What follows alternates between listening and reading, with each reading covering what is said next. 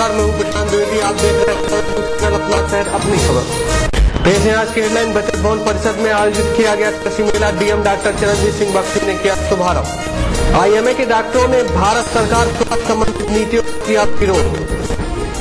Firoz Gandhi degree college में BSc के लिए मेरिट लिस्ट निकाली गई।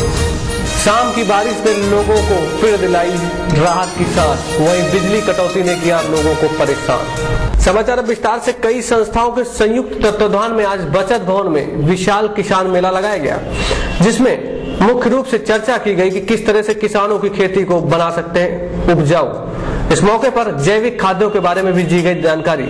इसका शुभारंभ जिला अधिकारी डॉक्टर चरणजीत सिंह बख्शी के द्वारा फीता काट के किया गया। बचत भवन परिसर में आयोजित किया गया कृषि मेला। कई संस्थाओं के संयुक्त तत्वाधान में बचत भवन परिसर में कृषि मेले का आयोजन किया गया, जिसका उद्घाटन जिलाधिकारी डॉक्टर चरणजीत सिंह बख्शी ने किया। इस मेले में टिश्यू कल्चर, केले के पौधे की जैविक खादें, कृषि यंत्र, कीटनाशक दवा और बीजों को लगाए गए स्टॉल बड़ी संख्या में आए किसानों ने अपनी खेती और सुविधा के अनुसार फसलों और पौधों को खरीदने की तैयारी की। S7 न्यूज के लिए रिपोर्टर अनुपम मिश्रा, सुजीत शीतला के साथ मैं गौरव द्विवेदी।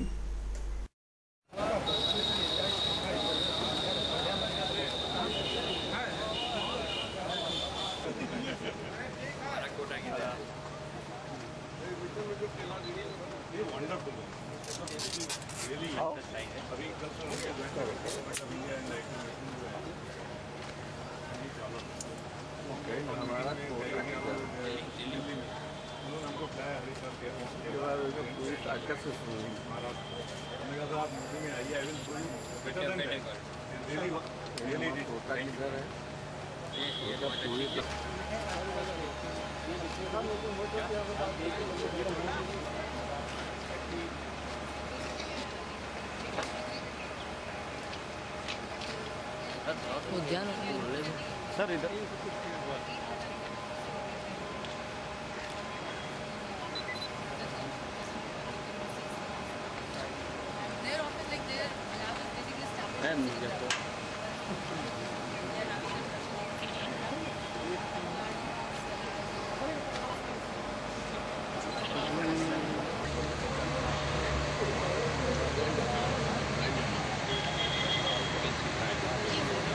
सर, आज बचत भवन में एक विशाल कृषि मेला लगाया गया था। किनके द्वारा लगाया गया था, क्या हुआ, जानकारी दीजिए। ये उद्यान विभाग का था उद्यान मेला और हॉर्टिकल्चर डिपार्टमेंट ने लगाया था, और इसमें इनके जॉइंट डायरेक्टर भी आए थे लखनऊ से।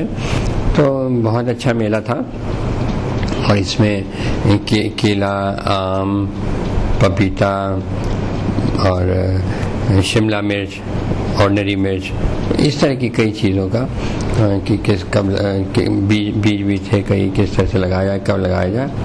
और फिर ये भी दिखाया इन्होंने कि कैसे गमलों में प्लांटेशन करके आप इनको उगा सकते हैं। और इसमें सबसे बड़ी बात है कि बड़े बड़े जो फर्म्स हैं, फॉर एग्जाम्पल रिलायंस हो गया, यूपी एग्रो हो गया, तो बड़ी बड़ी फर्म्स भी इसमें आने लगी हैं धीरे धीरे।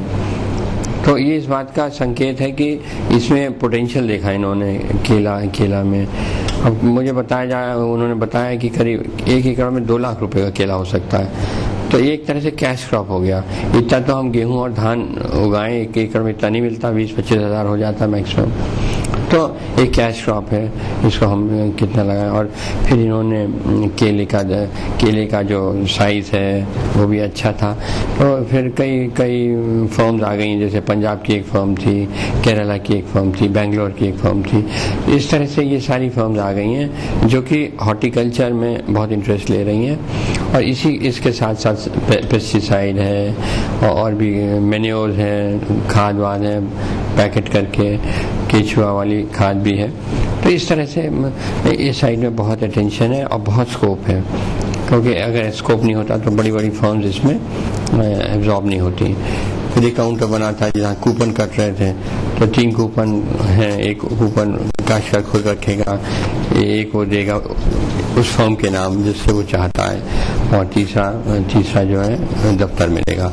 इस तरह से अब इसमें एक बड़ा अच्छा हो गया कि कई फर्म्स हैं और ISI मार्क हैं, तो फिर वो किसी भी फर्म से लेना चाहेगा तो हमको कोई इतराज़ नहीं है। हॉर्टिकल्चर मिशन के थ्रू वो किसी का ले लेगा तो हम लोग काट के उसको दे देते हैं पर्ची, और वो अपने फॉर्म का नाम छोड़ देते हैं, तो काट कर खुद ही भर लेता है। तो जिस फॉर्म से चाहे ले लेगा, और उसका फिर हम लोग उसको रिबेट या जो भी हमें देनी होती है सब्सिडी हम दे देते हैं उनको।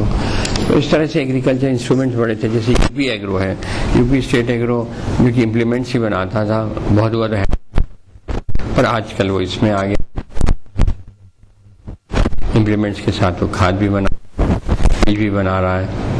तो इस तरह से डाइवर्सिफाई कर रहे हैं और पोटेंशियल है इसमें बहुत।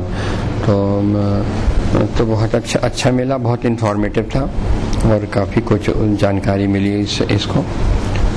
उसके बाद शाम के टाइम में एक पंचायत इलेक्शन के संबंध में बैठक हुई थी, तो जिसमें हम लोगों ने ये तय किया कि नया पंचायतवार काउंटिंग होगी और हर ब्लॉक पे होगी।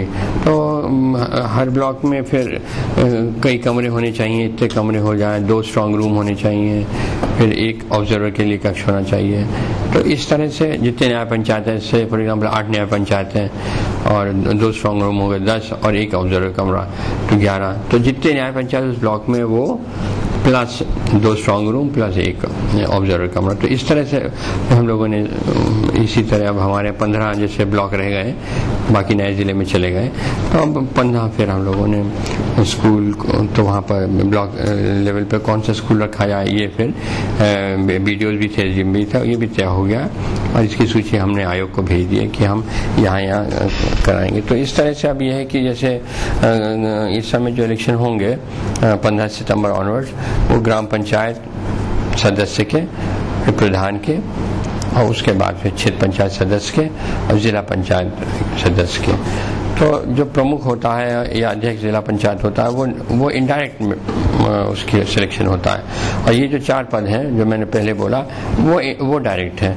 तो डायरेक्ट सिलेक्शन होगा। इसमें 2 बैलेट बॉक्सेस रखे जाएंगे प्रत्येक मतदान केंद्र पर।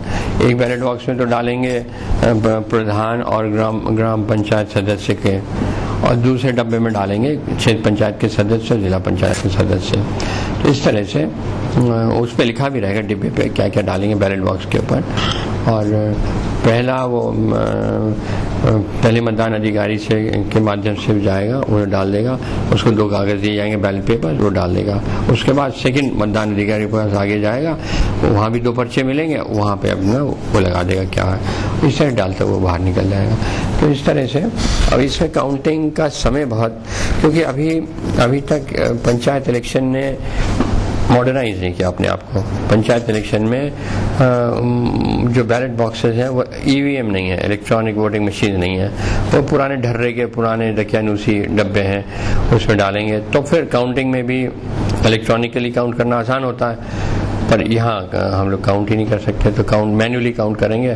तो पिछले साल 36 घंटे लगे थे, इस बार मैं ये मान रहा हूँ कि 24 घंटे में हो जाएगा, क्योंकि नंबर ऑफ टेबल्स बढ़ गई हैं इस बार। तो जैसे 24, तो उसमें कम टाइम लग जाएगा। फिर जब टाइम कम लगेगा तो फिर ये ऑर्डर है कि जैसे टाइम एक ख़त्म हो गया तो फिर 1 दिन का गैप देके दूसरा शुरू करेंगे हम लोग।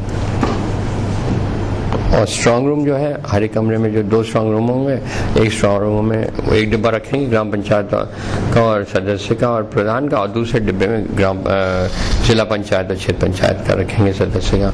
इसलिए 2 स्ट्रांग रूम है। उनका साइज हम लोगों ने निकाला, इतना साइज है कि वो सब डिब्बे उसी में आ जाएंगे, कोई ऐसी दिक्कत की बात नहीं है। कमरा छोटा नहीं पड़ेगा और ना ही डिब्बों को एक दूसरे के ऊपर रखना